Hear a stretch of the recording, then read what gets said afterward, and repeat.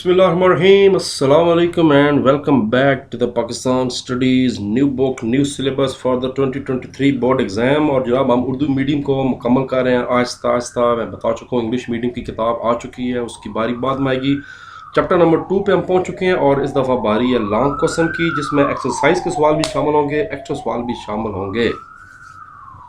तो चलते हैं जी, बला ज़रा बुक क्या कहती है हमें। एक्सरसाइज पे आ जाएं। इसमें जनाब 3 सवाल बड़े ही अहम एक्स्ट्रा भी हैं, मगर पहले एक्सरसाइज वाले सवाल। तो पहला सवाल है, पाकिस्तान में जमहूरियत को तरक्की देने में सियासी जमातों का क्या किरदार है। पेज नंबर 20, जहाँ से चैप्टर शुरू हो रहा है वो वाला पेज आपने अगला तो निकालना है। 20 पे आ जाएं। तो ये है जी कि जमहूरी निज़ाम की कामयाबी के लिए सियासी जमातों का क्या किरदार है। Role of political parties, long question ये नहीं जी। पेज 20 पूरा, उसके बाद जनाब बस ख़त्म हो गया। लो जी, तो काम आसान था, छोटा सा सवाल था। रेड कलर आपको नज़र आ रहा है, ऑरेंज रेड, ये लॉन्ग सवाल को शो करता है कलर। ब्लू कलर में बताए हुए है, वो मैंने शॉर्ट किए होते हैं। मशरक़ी पाकिस्तान की अलहदगी के असबाब और असरात याद रखें। वजूहात नहीं पूछी गई। ये बोर्ड है बच्चे, आप कंसेप्चुअल पेपर होता है। वजूहात नहीं पूछी गई, असबाब पूछे गए और असरात पूछे गए। बैकग्राउंड नहीं पूछा गया। जितना सवाल इतना जवाब। पेज नंबर 24, यहाँ से शुरू करेंगे। पेज 24, ऊपर वाली तकरीर सारी नहीं करनी, सीधा सीधा यहाँ से शुरू करो भाई। मशरक़ी पाकिस्तान की अलहदगी की वजूहात का मुख्तसर जायज़ा पेश किया जाता है। जी करो जनाब। नंबर 1 पर आ जाएगा, नाअहल मुल्क की क़यादत आ जाएगी। उसके बाद हिंदुओं का असरात आ जाएंगे। वही 9वीं क्लास वाला सवाल है। माशी पसमानगी, ज़बान का मसला, भारत की तरफ से बेजा मदाखलत, 1970 के आम इंतखाबात, और उसके बाद असरात पूछे गए हैं। तो ये छोटा सवाल था, 9वीं में तो हमने बहुत बड़ा पढ़ा, तो बस असरात बहुत बड़े नहीं हैं, सिर्फ पहले दोनों पैराग्राफ कर देने हैं। नुमाइंदगी थी तक आपने करना है। ये वाला पैराग्राफ भी कर दें और ये वाला पैराग्राफ भी कर दें। वैसे टेक्निकली जो है वो सवाल यहाँ पर ख़त्म हो रहा है, लेकिन मैंने थोड़ा सा मिसालें लगाने के लिए इसको लंबा कर दिया। देख लें, मिसाल अच्छा हो तो आपको पता है फिर हांडी ठीक बनती है। 1974 के आइन के अहम खसूसियात हो जी, मशहूर आलम सवाल मैट्रिक वाला। पेज नंबर 25, इसी से आगे ये नहीं। 1977 के आइन की अहम खसूसियात मंदरजा झैल हैं। यहाँ से लॉन्ग क्वेश्चन आपके सामने मैंने ये मेंशन किए हुए हैं। चलते जाएं। ये तो नई मैट्रिक किताब का आखिरी सवाल भी है, सेकंड लास्ट।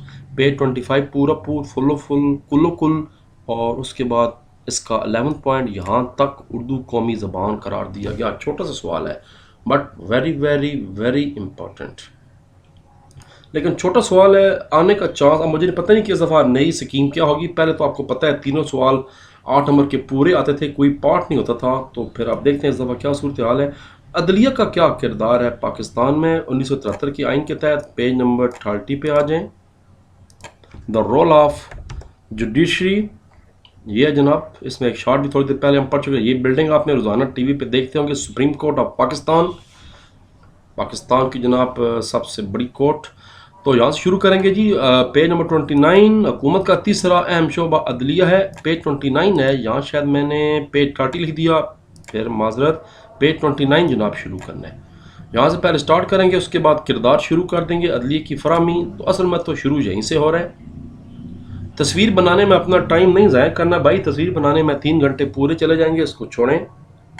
कानून और आइन की तशरीह बतानी है, 2 पॉइंट। उसके बाद सदर को मशवरा सुप्रीम कोर्ट दे सकती है। और थोड़ी देर पहले हम शॉर्ट क्वेश्चन कर चुके हैं, अदालती नज़रसानी, तो ये इसका चौथा पॉइंट होगा। और मैंने रेड कलर में ऑलरेडी एंड लगा दिया, जो कि लॉन्ग सवाल को शो करता है। छोटे छोटे लेकिन मज़ेदार सवाल। 1956 और 1962 के आइन की खसूसियात करें, वही 9th वाला सवाल रिपीट हो गया। 56 का आइन और 62 का आइन। Page number 21 and 22। पहले जनाब 1956 का आइन, 1 2 3 4 5 6 पॉइंट है, मगर मनसूखी नहीं लिखना, सिर्फ पॉइंट फीचर पूछा गया है। तो 6 पॉइंट इसके ये हो गए, कौमी ज़बान उर्दू बंगाली तक। फिर आप नया हेडिंग देंगे 1962 के आइन के, तभी मैंने यहाँ दोबारा फिर हेडिंग दे दिया। इसकी भी सिर्फ आपने बुनियादी नुकात 7-8 हैं, करार दिया गया कौमी ज़बानें, बस यहाँ तक लिखना है। इसकी भी मनसूखी इस लॉन्ग सवाल में नहीं लिखनी, जितना सवाल इतना जवाब देना है आपने। और मशहूर आलम 1973 के आइन की इस्लामी दफात का जायज़ा लें, पेज नंबर 31। हम थोड़ी देर पहले भी ये बुनियादी हकूक़ हैं, ये जी 1973 के आइन की इस्लामी दफात, अल्लाह ताला की हकमियत, शॉर्ट क्वेश्चन भी थोड़ी देर पहले किया था हमने। मुसलमान की तारीफ, ये भी शॉर्ट क्वेश्चन हमने किया है। अब मुसलमान वो है जो ना सिर्फ क़यामत पर अल्लाह ताला की वादनीत पर यकीन रखे, बल्कि आप सल्लल्लाहु अलैहि वसल्लम को आखिरी नबी भी मानता हो। ये भी शर्त है हमारे आइन के नए आर्टिकल के तहत, आइन की तरमीम नंबर 2।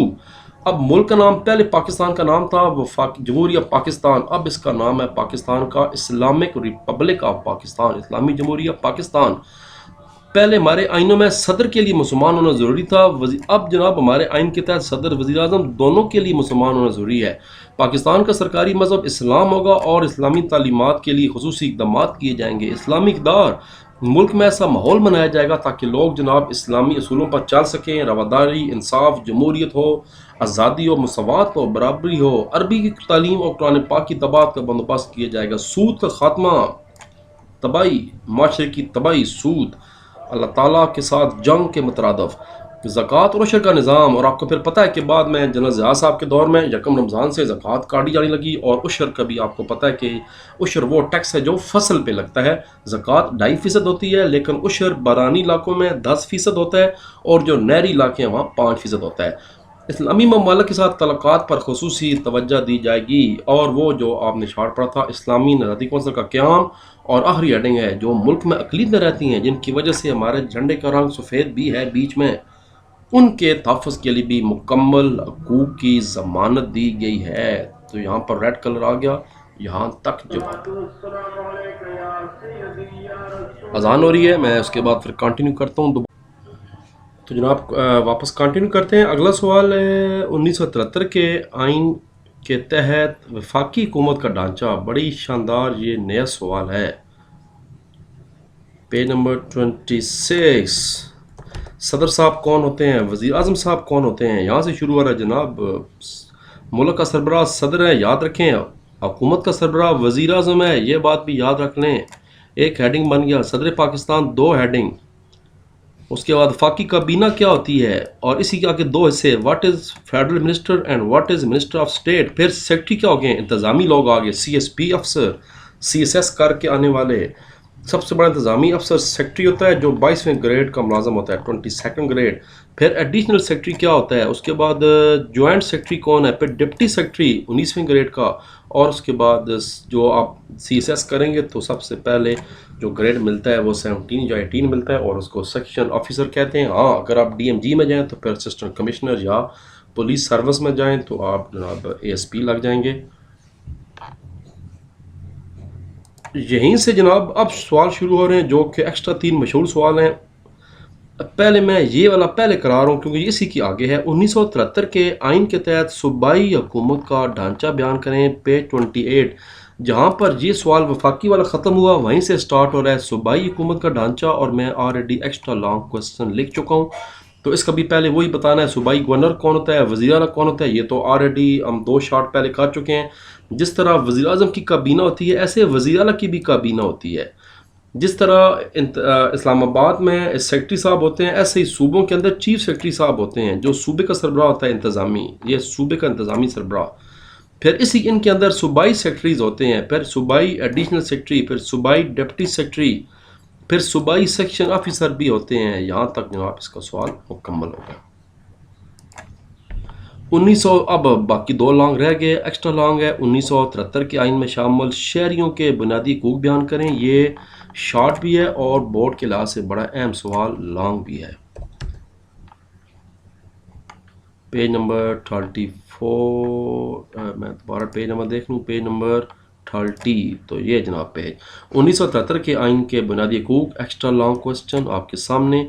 इसमें हम थोड़ी देर पहले शॉर्ट कर चुके हैं, और ये अब जो लॉन्ग करना है ये सारे के सारे पॉइंट्स बताने हैं बमा मिसाला, हर शहरी को उसकी ज़बान सकाफ़त के लफ्ज़ हासिल है, पूरा पूरा फुल फुल कुल यहाँ तक। एक लॉन्ग हमारा एक्स्ट्रा रह गया है, जो कि मैंने बताया था पाकिस्तान की आइन के अंदर जो अब तक तरमीम हुई हैं उन पर हमने नोट लिखना है। इसके लिए आपको पेज नंबर 33 पर आने की तकलीफ़ या ज़हमत दूंगा, क्योंकि बच्चों का एहतराम बड़ा ज़रूरी है उस्ताद के लिए। अहम आइनी तरमीम, इम्पॉर्टेंट कॉन्स्टिट्यूशनल अमेंडमेंट। तो पाकिस्तान का तीसरे आइन के साथ ही तरमीम शुरू हो गई। पहली तरमीम 1974 में की गई, बांग्लादेश को तस्लीम किया गया, क्योंकि 3 साल पहले 16 दिसंबर 1971 को ढाका का फॉल था, बांग्लादेश अलहदा हो गया था। फिर फाटा को भी पाकिस्तान का हिस्सा बनाएगा, तो बड़ी अहम तरमीम थी। दूसरी तरमीम में आप सल्लम को खात्मा नबीयीन डिक्लेयर किया गया, मुसलमान की तारीफ की गई और अहमदियों या कादियानियों को गैर मुस्लिम करार दिया गया। फिर सुप्रीम कोर्ट की जजेस की मदद मुलाजमत 5 साल वो कर दी गई। फिर इस तरह चलते चलते जनाब फ्लोर कासिंग का बड़ा मशहूर कानून था, मियां नवाज शरीफ साहब के दौर में हुआ। फिर 18वीं तरमीम बड़ी मशहूर है, हम पहले पढ़ चुके हैं, KPK का नाम जो है वो सूबा सरात का नाम KPK रखा गया। फिर उसके बाद एक बड़ा अहम पॉइंट हुआ 24वीं तरमीम, थोड़ी देर पहले मैंने शार्ट पढ़ाया था, जिसके मुताबिक कौमी असम्बली के अरकान की तादाद कम हो चुकी क्योंकि फाटा ख़त्म हो गया है। 25वीं तरमीम में सैनेट में भी जनाब सीटें कम हो गई हैं फाटा की वजह से। तो इस तरह हमारे जनाब लॉन्ग ख़त्म हो गए और उसके बाद इंशाल्लाह वीडियोस बनाएंगे चैप्टर नंबर 3 पे। ज़रा चैप्टर नंबर 3 की शक्ल शरीफ देख लें कि चैप्टर क्या है, किसके बारे में। चैप्टर जनाब वो एडमिनिस्ट्रेटिव इंतज़ाम, यही चीज़ें अब थोड़ा सा आगे जाके मज़ीद इसको एक्सपेंड होंगी। यही जो हमने 2 लॉन्ग सवाल पढ़े हैं, विफाकी ढांचा और सूबाई ढांचा, अब ये चैप्टर इसी को आगे चलेगा, मज़ीद डिटेल बताई जाएगी। इसमें अब गिलगित बल्तिस्तान और आज़ाद कश्मीर असम्बली भी शामिल हो जाएगी। तो फिर तब तक अल्लाह हाफिज़, सी यू। मेरा दिल तक एक दफ़ा थैंक यू आया ताकि म्यूज़िक चले, तो फिर मैं जनाब इसको टू हो तो फिर बंद करूँगी। तो ठीक है जी, टू हो चुकी है। मिलते हैं इंशाल्लाह अगले लेक्चर चैप्टर नंबर 3 की तरफ। मैं दिनों मेरा वीकेंड हो चुका है कॉलेज में, मेरे पास टाइम है और मैं इंशाल्लाह से एक हफ्ते में ये तमाम मुकम्मल करूँगा, क्योंकि हमने अभी इंग्लिश में भी मुताला करना है। तो अंटिल नाउ अल्लाह हाफिज़, सी यू एंड बाय बाय।